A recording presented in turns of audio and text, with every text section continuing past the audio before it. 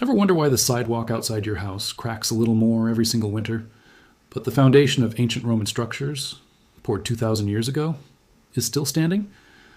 What if I told you there's a $2 item sitting in your kitchen or garage right now that concrete companies genuinely do not want you to know about, because if everyone used it, half their repair business would disappear overnight? Stick with me, because by the end of this video, you're going to know something that maybe 1 in 100 homeowners actually understands about their own driveway, patio, or foundation. Here's the problem. Small cracks in concrete look harmless. You glance at them, you shrug, you think, I'll deal with that later. But here's what nobody tells you. Concrete cracks work like a zipper. Water gets in, freezes, expands, and that tiny hairline crack you ignored in October becomes a 2-inch chasm by March. Professional concrete repair crews charge anywhere from $300 to over $1,000 to fix damage that started as something you could have stopped for pocket change. By the end of this video, you're going to know exactly what stops that process cold, how to use it, and why almost nobody talks about it. Let's get into it. Number 1, baking soda and water paste. This is the most overlooked first responder for tiny surface cracks. You mix baking soda with just enough water to form a thick paste, almost like toothpaste, and press it firmly into the crack with a putty knife, or even an old spoon. Why does this work? Baking soda is mildly alkaline, and when it dries, it hardens and helps neutralize some of the acidic runoff, like acid rain or fertilizer runoff, that eats away at concrete's surface over time, slowing the erosion that widens cracks. My grandfather, who poured concrete for a living back in the 60s, used to keep a coffee can of baking soda by the back step just for this. He called it cheap man's mortar. But that's just the entry-level trick. Number 4 is where things get interesting. Number 2, clear nail polish for hairline cracks. Yes, seriously. For cracks so small you can barely fit a credit card edge into them, a few coats of clear nail polish painted directly over the line acts as a flexible sealant. It dries into a thin waterproof film that keeps moisture from seeping in and freezing. This is the same basic principle nail techs use to stop a crack in an acrylic nail from spreading. The polymer bridges the gap and flexes instead of snapping. Bartenders and diner owners have used this trick on countertop and tile hairlines for decades because it's fast, invisible, and nobody questions a bottle of nail polish sitting under the sink. But stick around, because the item at number 7 is the one people are genuinely shocked to learn actually works better than store-bought crack filler. Number 3, petroleum jelly as a temporary moisture barrier.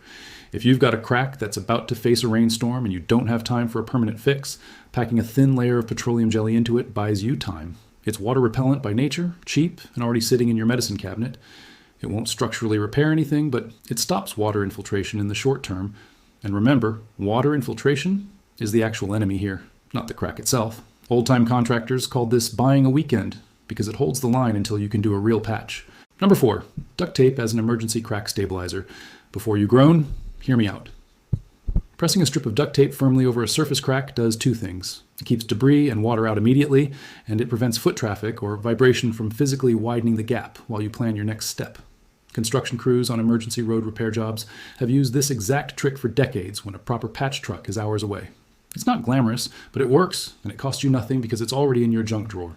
Number 5, wood glue, diluted for fine hairline sealing. This one surprises people every time. A 50-50 mix of basic PVA wood glue and water, brushed into a hairline crack, dries into a flexible, semi-clear seal that bonds beautifully to concrete's porous surface. Why does this work when people assume wood glue is only for, well, wood? PVA is a polymer emulsion. It doesn't care what surface it's bonding to as long as that surface is porous, and concrete is extremely porous. Furniture restorers have quietly used diluted wood glue on concrete garden ornaments and statues for years because it's cheaper than specialty masonry sealant and dries nearly invisible. But number 7 still tops this one, so don't go anywhere. Now, quick pause. If this is already saving you a trip to the hardware store, do me a favor and hit subscribe, because the next section is where I show you the item most people have never even considered, and it's sitting in almost every garage in America right now. Number 6, silicone caulk, the flexible option. Unlike rigid fillers, silicone caulk expands and contracts with concrete's natural temperature swings, which means it won't crack again the way rigid patches often do. Load it into a caulk gun, run a thin bead directly along the crack, and smooth it with a wet finger or putty knife.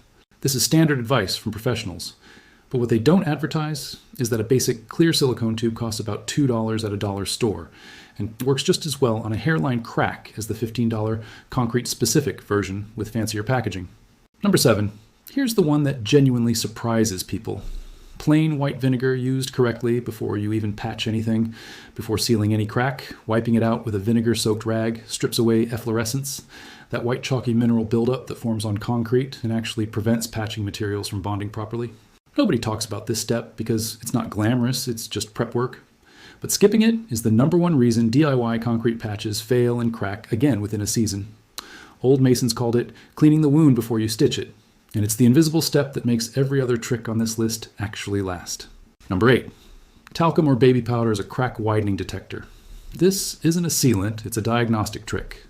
Dust a thin line of baby powder along a crack, and over a few weeks, check whether the powder line breaks or shifts.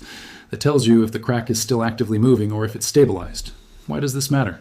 Because sealing an actively moving crack is a waste of time. It'll just tear right back open. This trick was borrowed from geologists who use similar marker techniques to monitor fault lines and foundation shifts. Knowing whether your crack is alive or dead changes your entire repair strategy. Number 9. Ash from your fireplace mixed into a slurry as an old world crack filler. Wood ash mixed with a small amount of water forms a lime-like paste because wood ash naturally contains calcium compounds similar to lime, one of the original ingredients the Romans themselves put into concrete to help it self-heal over centuries. Pressed into a crack and left to cure, it hardens into a surprisingly durable filler. This is essentially a homemade echo of the same self-healing lime technology researchers have been rediscovering in ancient Roman concrete in recent years, and it's sitting in your fireplace right now. Number 10. Coffee grounds, dried as a crack-filling bulking agent, mixed into a small batch of quick-set cement or even just a thick baking soda paste. Dried coffee grounds add bulk and a bit of texture that helps fillers grip rough crack edges better than smooth paste alone.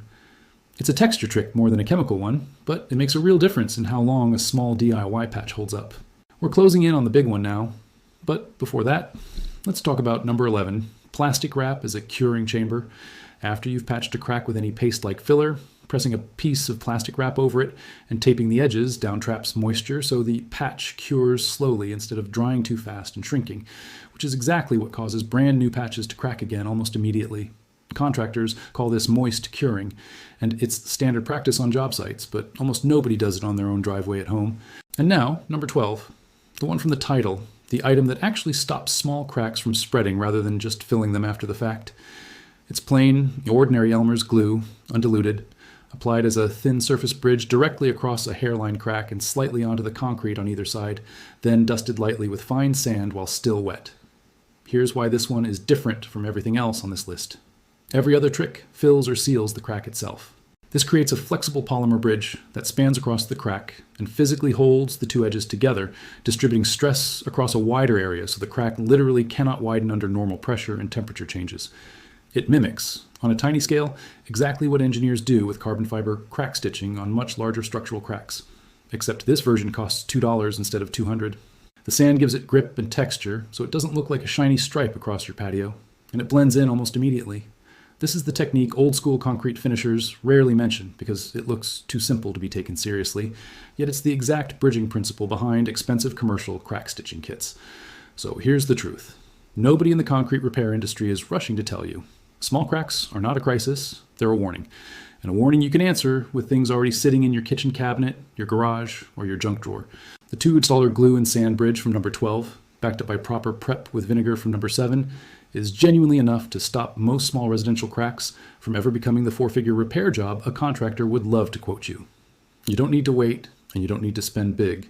If this saved you a headache or a chunk of change, do me a favor and hit that subscribe button, drop a comment telling me which of these 12 tricks you're trying first, and I'll see you in the next video, where I'm breaking down the one household item that can quietly stop rust before it ever starts.